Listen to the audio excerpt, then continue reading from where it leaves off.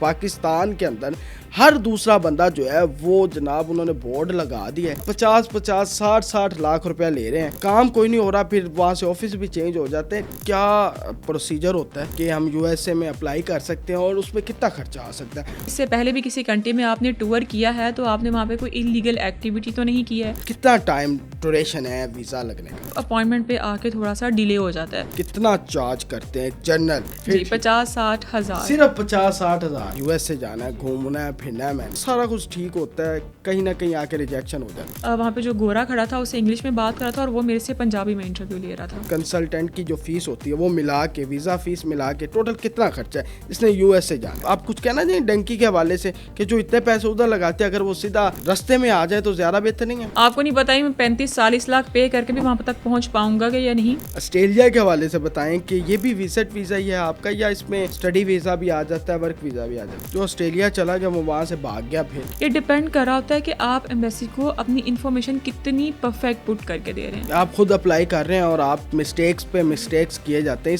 इससे अच्छा कि कोई उस्ताद ढूंढ लें। 100% मैंने वीज़ा देना ही देना है, आपको 100% वीज़ा लग जाना है। कौन सा ऐसा यूरोप का कंट्री है जहाँ वो खर्चा भी कम हो, बीवी भी खुश हो जाए? अस्सलाम वालेकुम पाकिस्तान, मैं हूं आपका मेज़बान ज़ैन आसी और आप देख रहे हैं 365 पॉडकास्ट। और आज का ये जो पॉडकास्ट है ये बड़ी अहमियत का हामिल है। हर नौजवान पाकिस्तान का चाहता है कि वो रोज़गार के लिए पाकिस्तान के बाहर किसी भी मुल्क में जाए और किसी भी दूसरे मुल्क में घूमना भी चाहता है उससे। और यहाँ पाकिस्तान के अंदर इतना ज़्यादा फ्रॉड हो चुका है कि लोगों की जमा पूंजी जो है वो उनके पास नहीं रहती, वो बेचारे रोते रहते हैं, बिलकते रहते हैं, लेकिन उनका कोई जो है वो पुरसाने हाल नहीं होता। इस हवाले से ये आज का पॉडकास्ट मैंने रखा। मैंने कहा आप तक वो तमाम जो लोग डंकी लगा कर जाते हैं वो अपनी जान की बाजी भी हार जाते हैं, लेकिन वो जो कर्जा उन्होंने उठाया होता है लेकिन वो अपनी मंजिल तक नहीं पहुंच सकते। और आजकल तो वैसे भी ट्रंप की हुकूमत है और उन्होंने गैर कानूनी जितने भी वहाँ रह रहे थे लोग जो अमेरिकन नेशनल नहीं थे उनको निकाल दिया। तो इस हवाले से हमारे साथ बड़ी, इससे पहले भी मैंने उनके साथ नशिस्त की थी और आज फिर मैं उनको लेकर आया हूँ। बड़ी क्रेडिबल खातून हैं और वो इस पे काम कर रही हैं और उनके बारे में मैं आपको बताता चलूँ कि मुझे नहीं अभी तक लगा कि उन्होंने जो बात की हो वो कोई बिलो द बेल्ट थी या कोई पैसा कमाने को लालच की बात की हो, जहाँ लोग 50-50 60-60 लाख रुपया हाथ में लिए फिरते हैं कि हमारा काम हो जाए। वो कहती है कि काम होना ही सिर्फ 1 लाख रुपए में है तो 50 लाख रुपए कैसे दें? तो हमारे साथ मौजूद हैं जनाब फ़ायज़ा।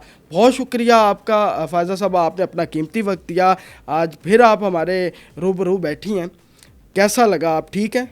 जी मैं बिल्कुल ठीक हूँ और बहुत शुक्रिया आपका दोबारा बुलाने पे। अच्छा मुझे ये बता दें कि आजकल फ्रॉड बहुत ज़्यादा हो रहा है पाकिस्तान के अंदर। हर दूसरा बंदा जो है वो जनाब उन्होंने बोर्ड लगा दिया है कि हमारे पास आए, हम आपको वीज़ा देते हैं, अमेरिका का वीज़ा देते हैं, हम आपको यूके का वीज़ा देते हैं, हम आपको कनाडा का वीज़ा देते हैं, ठीक है। और 50-50 60-60 लाख रुपया ले रहे हैं और काम कोई नहीं हो रहा, फिर वहाँ से ऑफिस भी चेंज हो जाते हैं। कैसे लोगों को पता चले कि ये एजेंट है, ये बंदा, और किस तरह ये आसान काम है और किस किस मुल्क का आप काम कर रही हैं? सबसे पहली बात तो हम ओवरऑल कंट्रीज़ को ही डील करते हैं, सिर्फ गल्फ़ कंट्रीज़ को छोड़ के बाकी सभी कंट्रीज़ का वीज़ा अप्लाई करते हैं।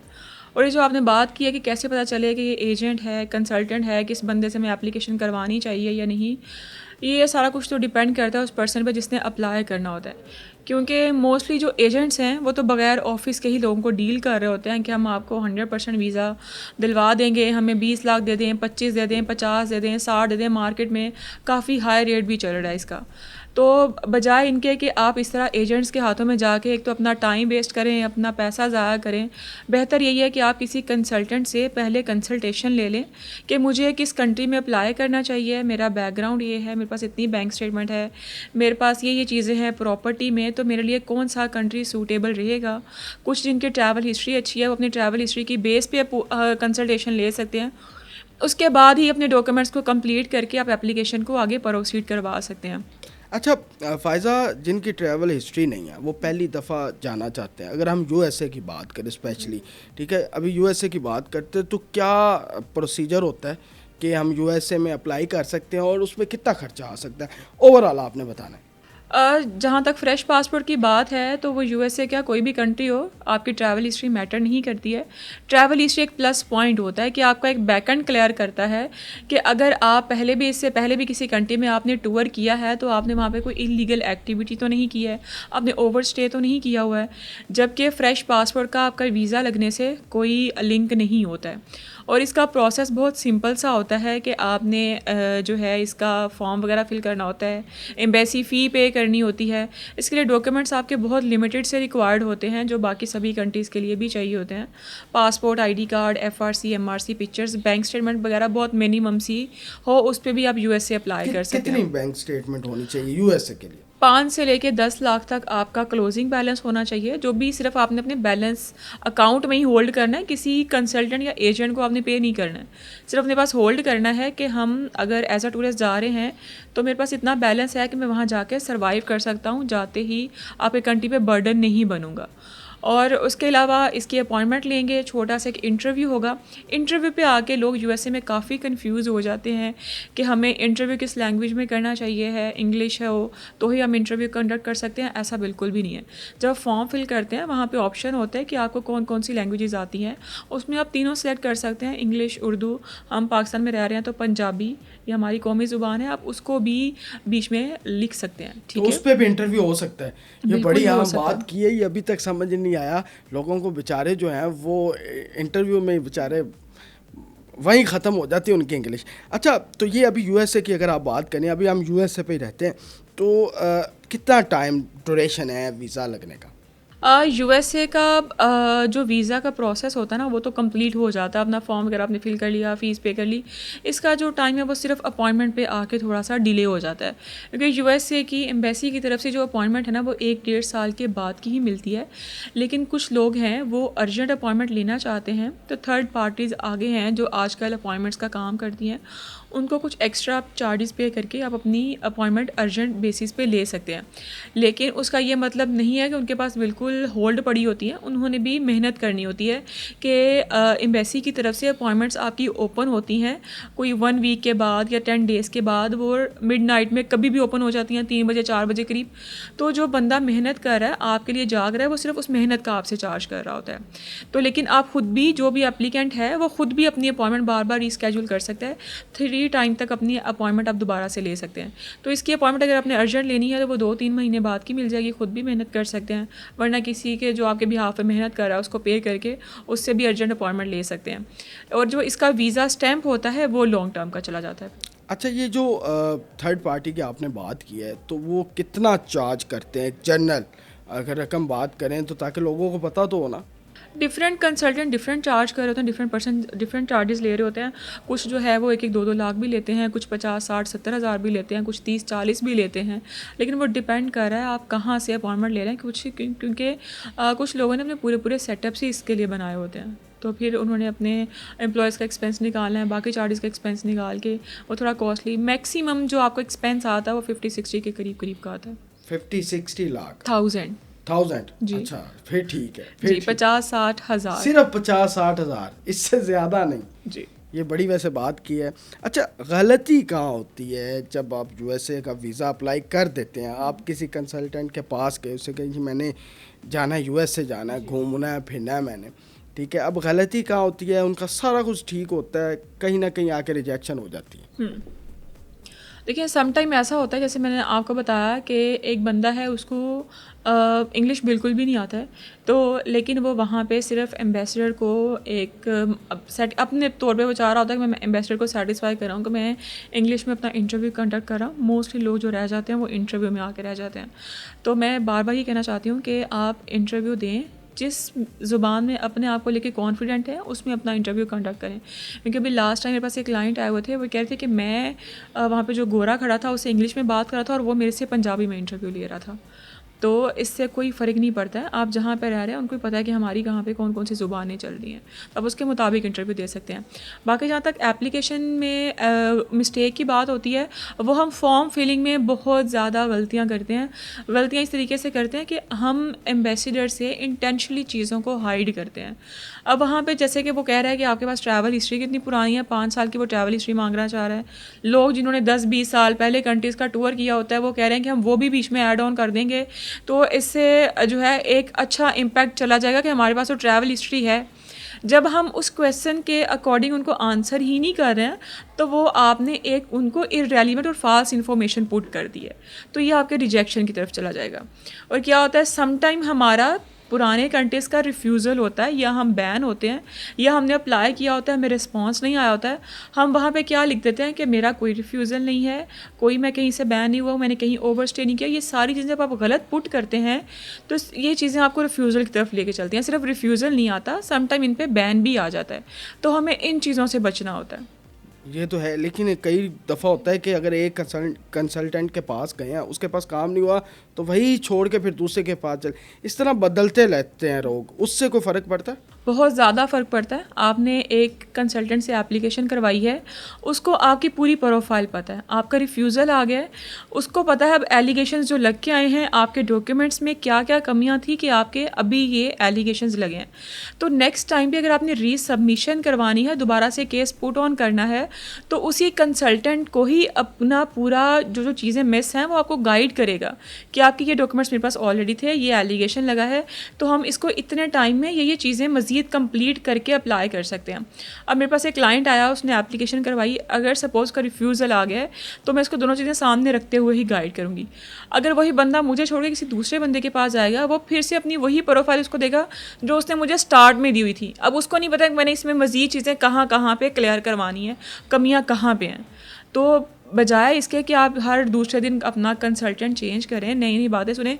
अब एक बंदे से अगर रिफ्यूज़ल आ गया, दूसरे कंसल्टेंट ने कहना ही कहना है उसने ये गलती कर दी है, मेरे पास ले हैं, मेरी तरफ से कोई गलती नहीं होगी, रिफ्यूज़ल नहीं आएगा, ऐसा नहीं है। रिफ्यूज़ल आ गया, उसको क्लियर करके फिर पहले कंसल्टेंट से ही कंसल्टेशन दोबारा लें। यानी कि ये मतलब आपने एक ही कश्ती पे पाँव रखना है।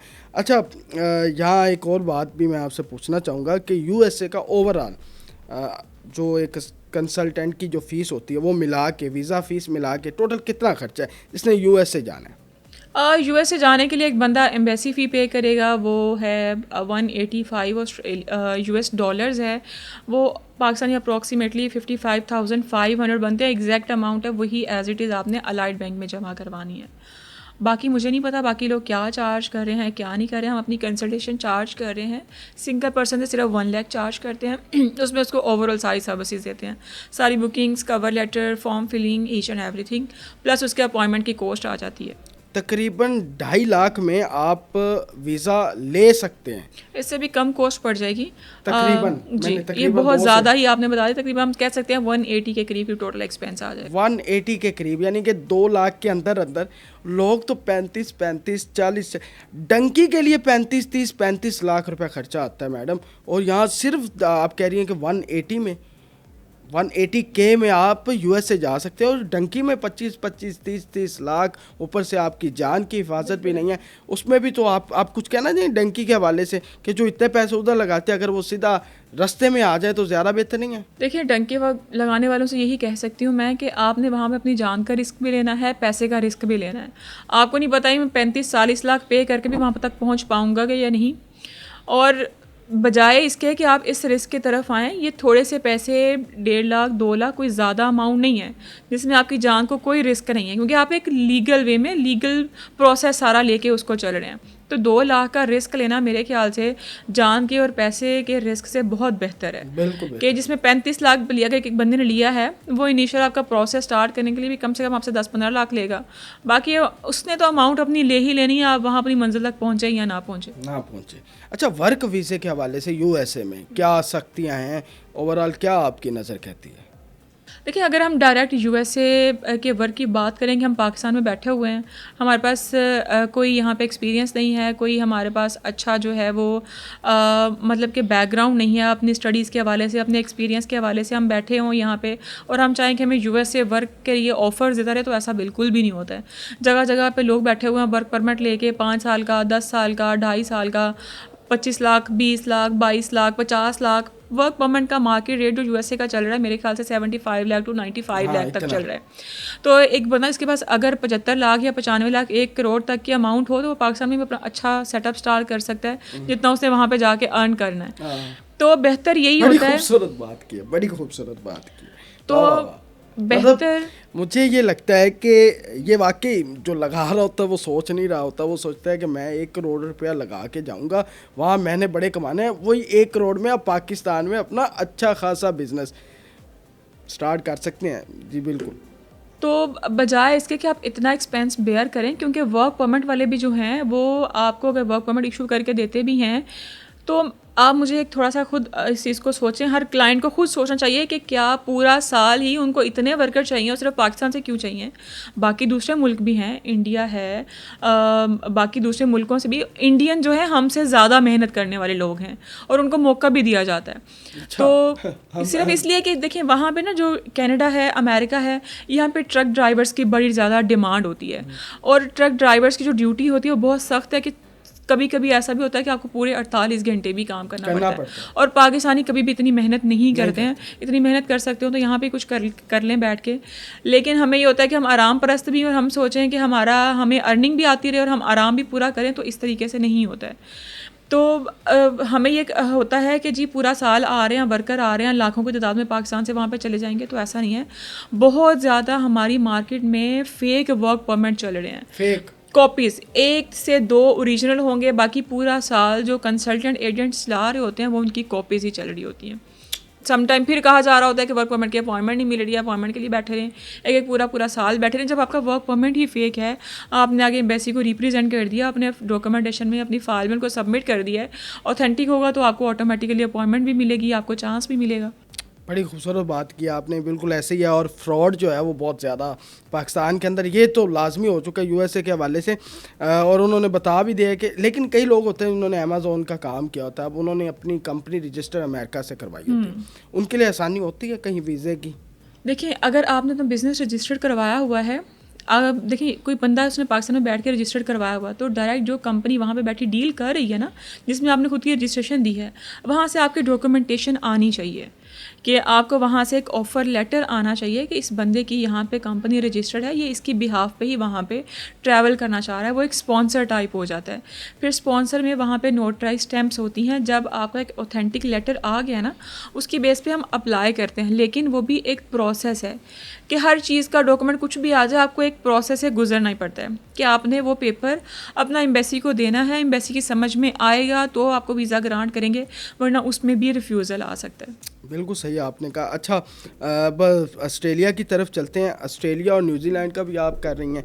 ऑस्ट्रेलिया के हवाले से बताएं कि ये भी विजिट वीज़ा ही है आपका, या इसमें स्टडी वीज़ा भी आ जाता है, वर्क वीज़ा भी आ जाता है? हम सिर्फ विज़िट वीज़ाज़ को डील करें कि हमारी स्पेशलिटी जो है वो एक ही काम को अभी लेके चल रहे हैं हम, कि डिफरेंट कैटेगरीज आ जाती हैं तो डिफरेंट क्लाइंट आ जाते हैं, वो चीज़ें बड़ी ज़्यादा समझ लें कि ख़राब हो जाती हैं, हम प्रॉपर एक भी सर्विस उनको नहीं दे पा रहे हो। जो ऑस्ट्रेलिया चला गया वो वहाँ से भाग गया, फिर ऑस्ट्रेलिया की अभी वीज़ा सक्सेस रेशो बहुत अच्छी जा रही है। और सबसे बड़ी बात जो ऑस्ट्रेलिया की तरफ से अभी उनकी तरफ से है वो ये है कि ऑस्ट्रेलिया का पहले 3 मंथ का विज़िट वीज़ा लगता था। अच्छा। अभी विज़िट वीज़ा उन्होंने एक्सटेंड कर दिया हुआ, अभी ये 6 मंथ पे और 1 ईयर पे चला गया। बड़ी बात है कि अभी जैसे कि पहले सिर्फ 3 मंथ का था, अभी 1 ईयर का वीज़ा मिल रहा है और वो 3 मंथ की मल्टीपल एंट्रीज के साथ मिल रहा है। बड़ी बात है। क्या उसका क्या प्रोसीजर है? ऑस्ट्रेलिया का अगर कोई वीज़ा लेना चाहता है तो किस शहर के अंदर वो जा सकता है?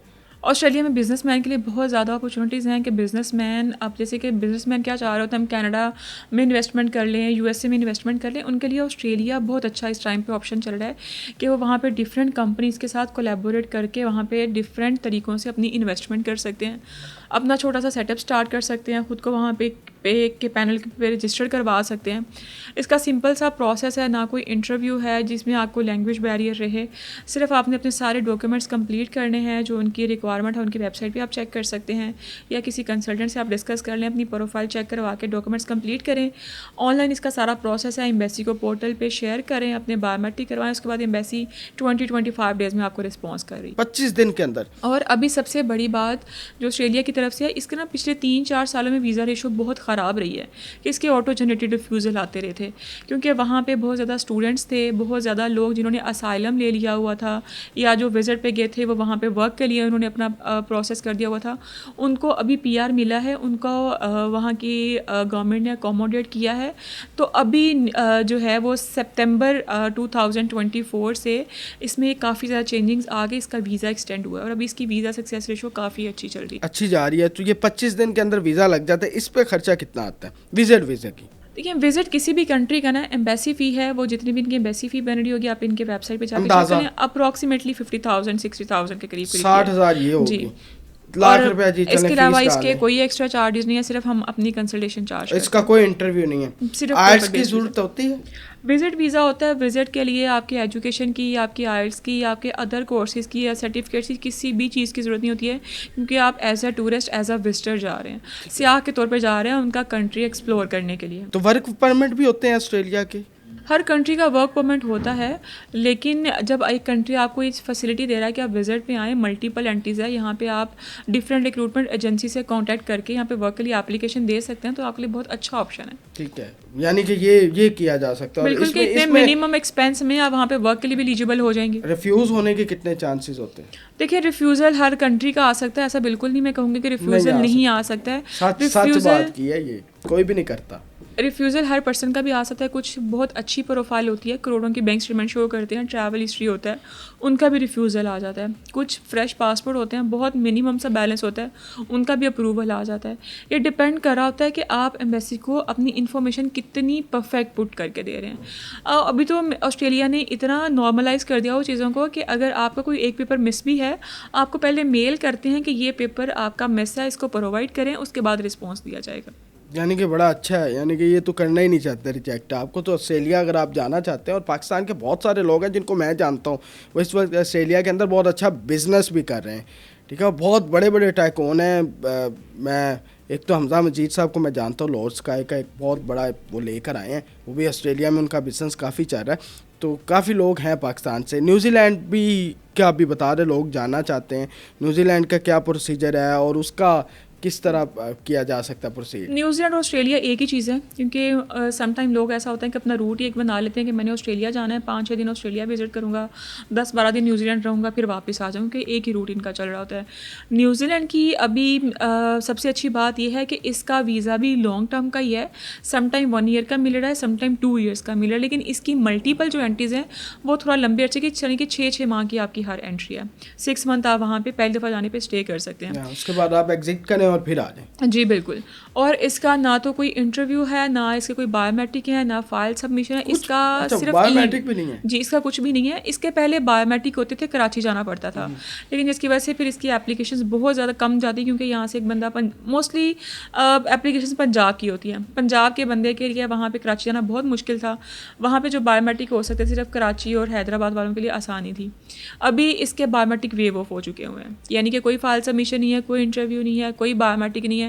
एम्बेसी को अपनी एप्लीकेशन भेजें और फिर अपना सिर्फ रिस्पांस का वेट करें, और इसका टाइम भी ज़्यादा नहीं लग रहा है, 20 दिन का टाइम लग रहा है। अच्छा, ये जो हम यूएसए की बात करें, ऑस्ट्रेलिया की बात करें और न्यूजीलैंड की बात करें, इनके ये ई वीज़ा मिलते हैं या पासपोर्ट के ऊपर जो वीज़ा लगता है वो मिलता है? ऑस्ट्रेलिया और न्यूजीलैंड दोनों का ई वीज़ा है, जबकि यूएसए का जो है वो आपका स्टिकर वीज़ा, ये पासपोर्ट के ऊपर आपका स्टिकर होता है। क्योंकि लोग इस पे भी कर रहे होते हैं। अब कनाडा का वीज़ा जी 3 दिन के अंदर मिल जाता है, तो वो क्या करते हैं कि वो जो ऑनलाइन वीज़ा जो मिलता है ई वीज़ा, वो भी कनाडा का मिल जाता है। कनाडा का विजिट वीज़ा कभी भी ऑनलाइन नहीं रहा है, ना ही इसका वीज़ा अभी तक ऑनलाइन है, इसका स्टिकर वीज़ा ही आता है और पासपोर्ट पे ही स्टिकर होता है। ये सुन लें, कनाडा की हम बात जी बिल्कुल ऐसे ही है। और कनाडा जो है सेटलमेंट के हवाले से एक बहुत ही अच्छा कंट्री रहा है।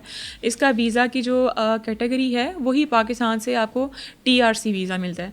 बाकी जितने भी कंट्रीज़ हमने डिस्कस किए हैं, USA, ऑस्ट्रेलिया, न्यूजीलैंड, इनका हमें TRC वहाँ जाके अप्लाई करना पड़ता है, जबकि कनाडा का पाकिस्तान से ही TRC वीज़ा मिलता है, जो वहाँ पे जाके आपका PR में कन्वर्ट हो जाता है, यानी कि परमानेंट रेजिडेंट में कन्वर्ट हो जाता है। यानी कि कनाडा भी इजी है। देखिए, ये जो जितने भी कंट्रीज़ हैं जो मैंने आपके साथ डिस्कस किए हैं, इनमें सिर्फ जो टफ हमें लेके चलता है वो USA चलता USA है, क्योंकि एक तो उसकी अपॉइंटमेंट बड़ा डिले हो जाती है, दूसरा उसका इंटरव्यू बेस पे वीज़ा चला जाता है। बाकी जो हमने 3 कंट्रीज़ डिस्कस किए हैं, ऑस्ट्रेलिया, न्यूजीलैंड, कनाडा, ये इनका टोटली ही ऑनलाइन बेस्ड वीज़ा है। सिर्फ कनाडा और ऑस्ट्रेलिया के आपको बायोमेट्रिक करवाने पड़ते हैं, न्यूजीलैंड के बायोमेट्रिक भी नहीं है। तो इनके सिंपल से डॉक्यूमेंट्स हैं, उनको अप्लाई करें पोर्टल पर, और उसके बाद एम्बेसी की तरफ से सिर्फ रिस्पॉन्स का खुद करने से गलतियाँ हो जाती हैं। बिल्कुल, बहुत ज़्यादा गलतियाँ होती हैं। आप खुद अप्लाई कर रहे हैं और आप मिस्टेक्स पे मिस्टेक्स किए जाते हैं। इससे अच्छा कि कोई उस्ताद ढूंढ लें, और जहाँ उस्ताद भी तो सही नहीं ना मिल रहे। हाँ, ये तो अब आप पे डिपेंड करता है आप कितना जो है वो स्ट्रगल करके जो है वो एक कंसल्टेंट तक पहुंचते हैं। अब ऐसा नहीं है कि हमारे पाकिस्तानी सिर्फ ये सुनना चाहते हैं, कोई भी कंसल्टेंट या एजेंट हमसे ये बोले 100% मैंने वीज़ा देना ही देना है, आपको 100% वीज़ा लग जाना है। हमारे पास भी क्लाइंट आते हैं, उनको प्रॉपरली गाइड करते हैं कि सर ये डॉक्यूमेंट्स आपने कंप्लीट करने हैं, ये चीज़ें अपनी तरफ से हमने कोई कमी नहीं छोड़नी होती है। लेकिन हर पेपर कंप्लीट करने का ये बिल्कुल भी मतलब नहीं है कि मुझे 100% वीज़ा मिलना ही मिलना है। हमने तो अपनी पूरी स्ट्रगल करनी है, क्योंकि हमारे बिहाफ पे 1% को अच्छा रिस्पॉन्स आएगा, पीछे उसके 10 लोग आएंगे, इनके रेफरेंस बेस पे चल रहा होता है। अच्छा फ़ायज़ा, मुझे ये बता दें, स्टडी वीज़े को लेके हमारे वालिदैन बड़े ज़्यादा कंसर्न होते हैं उनके बच्चों को, वो UK में, USA में, कनाडा में, ऑस्ट्रेलिया में, जर्मनी में, यहाँ तक कि यूरोप में काफ़ी ज़्यादा स्टडी किया। जर्मनी इस हवाले से बेस्ट है, ठीक है, और लोग वहाँ पढ़ने के लिए जाना चाहते हैं। तो क्या लगता है आपको, इसमें भी काफ़ी ज़्यादा फ्रॉड हो रहा है और लोगों को समझ नहीं आ रही होती और पैसा भी इतना ज़्यादा है, तो क्या मतलब कम पैसों में भी हो जाता है? अब शेंजन में जितने भी कंट्रीज़ आते हैं, असल में आपकी जो एजुकेशन होती है ये काफ़ी कॉस्टली पड़ जाती है।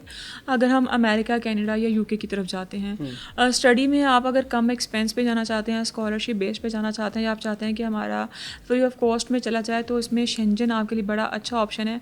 उसमें से आपने डिस्कस किया, जर्मनी है, इटली है, फ्रांस है, बाकी उनके लिथुआनिया वगैरह है, लग्जमबर्ग है। हाँ। ये कंट्रीज़ हैं, सर्बिया वगैरह, ये जो छोटे कंट्रीज चले जाते हैं, यहाँ पे आपकी जो है एजुकेशन की कॉस्ट काफ़ी कम पड़ जाती है, जो मिनिमम से मिनिमम होती है। हम ये कह सकते हैं कि जितना हमारा पाकिस्तान में एक्सपेंस आएगा स्टडी के लिए, इतना इन कंट्रीज़ में चला जाता है। वो कंट्री का नाम लिया, लग्जमबर्ग? जी, लग्जमबर्ग। उसका लिटरेसी रेट बहुत ज़्यादा है, 99% है। मैंने उसको किया हुआ है जब मैं अपनी यूनिवर्सिटी दौर में था, वाकई वो बहुत अच्छा, उधर तो आप कर सकते हैं।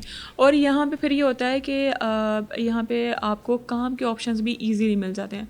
स्टूडेंट्स जो यहाँ से जाते हैं सिर्फ पढ़ने के लिए जाते हैं, पेरेंट्स इस पर्पज़ के लिए भी भेज रहे होते हैं कि हमारे बच्चे चले जाएं वहाँ पे स्टडी भी कर लें, कुछ साथ में इनको आवर्स मिलते हैं काम करने के लिए, वहाँ पे कुछ वर्क भी कर लें, तो लैटविया वगैरह में आपको काम भी इजीली मिल जाता है। अच्छा फ़ायज़ा, मुझे ये बता दें कि कितना खर्चा रिक्वायर होता है वैसे अंदाज़न एक स्टडी वीज़े के लिए किसी भी यूरोप के कंट्री में? अगर हम मैक्सिमम से मैक्सिमम भी एक्सपेंस देखें यूरोपियन कंट्रीज़ में, तो आपका अंडर 5 to 10 लाख आपका टोटल एक्सपेंस हो जाता है बस जी, वीज़ा समेत? जी बिल्कुल। बाकी फ़ीस तो उन्होंने अपनी देनी है, वो अलग है। बिल्कुल ऐसे ही नहीं, इसमें टोटल ही सब कुछ इंक्लूड होता है। इनकी वीज़ा फ़ीस बहुत कम होती है।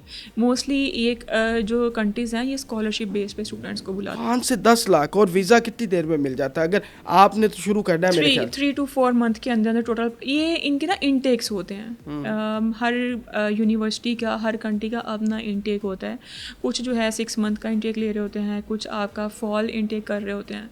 फिर उसके बाद चीज़ें ये भी स्टूडेंट वीज़ा की जो डिले होती हैं, ये भी स्टूडेंट अपॉइंटमेंट्स पे चली जाती हैं चीज़ें। 5 से 10 लाख में स्टडी वीज़ा, आप चेक कर लें कि लोग लाखों रुपया आपसे चार्ज कर रहे हैं और करते कुछ भी नहीं है, बल्कि वहाँ से ऑफिस वो उन्हीं पैसों से नया ऑफिस बना लेते हैं किसी दूसरे शहर में जाके, वो अपना बिजनेस जो है वो इसी तरह चला रहे हैं और लोगों के साथ फ्रॉड कर रहे हैं। तो फ़ायज़ा, आप मुझे ये ना हमारे नाजरीन को बता दें कि मुझे लगता है कि मैंने इनसे पहले भी इंटरव्यू किया है और काफ़ी ज़्यादा मैंने इनको देखा भी है और ख़ुद हिडन तौर पे भी मैंने बड़ा ऑब्ज़र्व किया है। तो बड़ी क्रेडिबल ख़ातून है और मतलब कि मुझे नहीं लगा अभी तक कि कहीं भी, एक तो टू दी पॉइंट बात करती हैं, ठीक है, बड़ा अच्छे तरीके से समझाती हैं और बता देती है कि भाई ये काम 100% तो कोई भी नहीं कहता, जो 100% कहता है वो 2 नंबर ही होता है।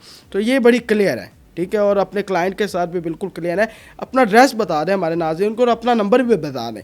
जी जो आउट ऑफ कंट्री से लोग हैं वो हमें डायरेक्ट कॉल कर सकते हैं। फ़ोन नंबर हमारा 0312495533, इस पे व्हाट्सएप भी है, फ़ोन नंबर भी इसी पे कॉल कर सकते हैं। जो पाकिस्तान के लोग हैं वो हमारा ऑफ़िस विज़िट कर सकते हैं। मॉडल टाउन लिंक रोड पे हमारा ऑफ़िस है, FK वीज़ा कंसल्टेंट के नाम से। ठीक है, FK वीज़ा, ये किस लिंक रोड पे, किस जगह पे?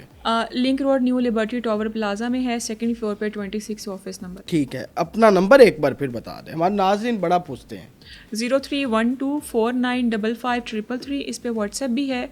सेकंड नंबर पे भी कांटेक्ट कर सकते हैं, 0315495533। आपके कोई फेसबुक पेजेस हैं, वहाँ से भी हो सकता है, 2 नंबर फेसबुक पेज भी बन जाता है जी ना? बिल्कुल, FK visa consultant private limited का हमारा पेज चल रहा है, उसके सब्सक्राइबर जो हैं वो 60K के करीब हैं। बाकी हमसे रिलेटेड बहुत ज़्यादा फेक पेजेस भी चल रहे हुए हैं जहाँ पे हमारी वीडियोस को पोस्ट किया जाता है। तो ऐसे लोगों को कहते हैं कि एक दफ़ा ऑफिस विज़िट कर लें या डायरेक्ट जो नंबर मैंने बोले हैं इन पे कांटेक्ट कर लें। आपका चेहरा याद कर लें, आप मेन चेहरा है FK बिल्कुल, के। जी बिल्कुल। बाकी मैंने आपको बताया कि हमारी वीडियोस लोगों ने अपने पेजेस बना के वहाँ पे भी पोस्ट की वहाँ होती पे हैं। भी कि अपना तो काम चलाया जी हुआ बिल्कुल, है। तो सिर्फ ये जो नंबर मैंने बोले हुए हैं इन नंबर्स पे कांटेक्ट करके डायरेक्ट ऑफिस में रब्ता कर सकते हैं। मतलब किसी भी मुल्क के लिए हमने जब भी बाहर जाना है, यूरोप की बात करते हैं स्पेशली, यूरोप, अगर एक ही किसी कंट्री यूरोप का लग गया वीज़ा तो वो बाकी तमाम 27 और 29 मेरे ख्याल से हैं, उधर जा सकता है बंदा। बिल्कुल, शेंजन इस टाइम पे बहुत अच्छा है और शेंजन में लोग हमेशा से जाना चाहते हैं यूरोप में। ये जो जितना भी यहाँ से हम लाहौर से बाहर निकलते हैं, गुजरांवाला, गुजरात, सियालकोट, मंडी बहाउद्दीन, सरगोदा, ये जितने भी एरियाज़ के लोग हैं ये हमेशा से ही यूरोप जाना चाहते हैं। यूरोप में भी इस टाइम पे Spain, Italy, Norway, Australia, Greece इस टाइम पे बहुत अच्छा चल रहा है। लग्जमबर्ग की अपॉइंटमेंट्स मिल जाती हैं। एक्चुअली इसमें शेंजन में पूरे 27 to 29 यूरोपियन कंट्रीज़ ही आते हैं, लेकिन मसला सिर्फ इसकी अपॉइंटमेंट्स पे आ जाता है। सम टाइम कुछ कंट्रीज़ की अपॉइंटमेंट होती हैं, कभी किसी कंट्री की ओपन हो जाती हैं, लेकिन अभी जो रेशो चल रही है वो स्पेन, नॉर्वे, ऑस्ट्रिया और ग्रीस, इनकी बहुत अच्छी रेशो चल रही है, इनमें अप्लाई करें। इटली की भी? हाँ जी, इटली की भी। इटली की तो पहले अपॉइंटमेंट मिलती ही नहीं थी पिछले 3-4 सालों में, और मिल भी रही थी बहुत कॉस्टली, 4-4, 5-5 लाख की मिल रही थी। अभी तो बहुत मिनिमम कॉस्ट में 50, 60, 70 हज़ार के करीब आपको अपॉइंटमेंट मिल जाती है ईजिली, और विद इन वीक्स आपको अपॉइंटमेंट्स मिल जाती हैं। बड़ी काम है, और उसमें इंटरव्यू होता है मेरे ख्याल से। इटली का तो ये है कि अगर इटली का वीज़ा आपको मिल गया तो बाकी यूरोप कंट्रीज भी घूम सकते हैं। जी बिल्कुल, जैसे मैंने स्पेन, नॉर्वे वगैरह की बात की है, इसमें भी अगर आप ये यूरोप में ही आते हैं, सिर्फ आपने लैंड इस कंट्री में करना है जिसमें आपकी अपॉइंटमेंट है, आपकी एप्लीकेशन गई हुई है। उसके बाद वेरी नेक्स्ट डे आप किसी भी अदर कंट्री में जा सकते हैं, जैसे कि पूरा पुर्तगाल घूम सकते हैं आप, फ्रांस जा सकते हैं, जर्मनी जा सकते हैं, पूरा 27 कंट्रीज़ आप विज़िट कर सकते हैं। पेपर्स में क्या क्या चाहिए किसी भी कंट्री को अगर हम करते हैं, अप्लाई करते हैं, तो क्या क्या चीज़ें चाहिए, और पैसे आपने बता दिए ताकि फिर भी लोगों को पता चल जाए। डॉक्यूमेंट्स बहुत मिनिमम से चाहिए होते हैं, passport, ID card, FRC, married हैं तो अपना MRC, आपने ये सारी FRC, MRC इनको आप फॉरेन अफेयर से अटेस्ट करवा लें। आपकी पिक्चर्स होंगी, अकाउंट मेंटेनेंस लेटर है, बैंक स्टेटमेंट है। बैंक स्टेटमेंट बहुत मिनिमम से रिक्वायर्ड होती है।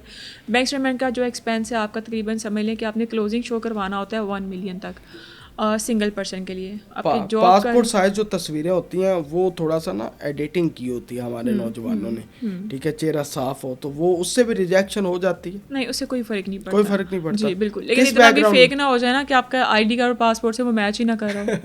ID कार्ड पे तो फिर बहुत अच्छी तस्वीर होती है। ये तो है। वैसे खैर ये चीज़ें सारी बता दी हैं। तो वैसे अगर यूरोप की बात करें तो वो 1 महीने के अंदर हो जाता सारा प्रोसेस? जी बिल्कुल, इसकी अपॉइंटमेंट मिलती है। अपॉइंटमेंट के बाद एम्बेसी तकरीबन आपको 30 वर्किंग डेज़ में रिस्पॉन्स कर देती है। शेंजन की हम बात करें, इसके अलावा यूरोपियन कंट्रीज़ की भी रेशो काफ़ी अच्छी है, जिसमें रोमानिया है, सर्बिया है, बेलारूस है। ये 3 कंट्रीज़ ऐसी हैं जिनकी अभी रेशो काफ़ी अच्छी चल रही है, और रोमानिया तो अभी शेंजन में भी जो है वो शामिल हो चुका हुआ है। इन तीनों कंट्रीज़ का आप वीज़ा अप्लाई कर सकते हैं। इनकी रेशो बहुत अच्छी है और इनका एक्सपेंस बहुत ही कम आता है। इनकी एम्बेसी फ़ी भी बहुत कम है, तकरीबन समझ लें कि आप 30 40 हज़ार इनकी एम्बेसी फ़ी है। सर्बिया वगैरह की तो इससे भी कम है, 20 हज़ार के करीब भी है। लेकिन यह है कि आपकी ट्रैवल हिस्ट्री बनाने के हवाले से, आपको वर्क के हवाले से ये कंट्रीज़ बहुत अच्छे हैं कि इनको आपको रिस्पॉन्स भी जल्दी मिलता है और पॉजिटिव रिस्पॉन्स मिलता है। सर्बिया, अल्बानिया, बेलारूस, इनका वर्क परमिट मार्केट में बहुत सेल हो रहा है जो बहुत फेक चल रहा है, और उस फेक वर्क परमिट का भी जो है वो 27 40 लाख 50 लाख रेट चल रहा है मार्केट में। तो सिर्फ ये बताना चाहती हूँ कि यूरोपियन कंट्रीज़ में जो मैंने अभी 3 से 4 नाम लिए हैं, इनमें आप विजिट पे जाके अपना वर्क परमिट ले लें ईजीली मिल जाता है। ये तो बड़ा आसान है। बिजनेसमैन के लिए तो बहुत ही अच्छा ऑप्शन है कि ये कंट्रीज़ अगर बिजनेसमैन अपना वीज़ा अप्लाई करता है, उसको डायरेक्ट वहाँ से इन्विटेशन और बुकिंग खुद ही भेज देते हैं। अच्छा, ये तो बड़ी बात है, बल्कि ये तो सुनहरी मौका है। अच्छा, कुछ मिडिल क्लास लोग भी हैं जो यूरोप घूमना चाहते हैं अपनी बीवी के साथ, नए शादीशुदा जोड़े। अब कौन सा ऐसा यूरोप का कंट्री है जहाँ वो खर्चा भी कम हो, बीवी भी खुश हो जाए, खूबसूरत नज़ारे भी देखने को मिल जाए बीवी को? बंदा तो खुश हो ही जाता है जब यूरोप जाता है, औरत की बात कर रहे हैं।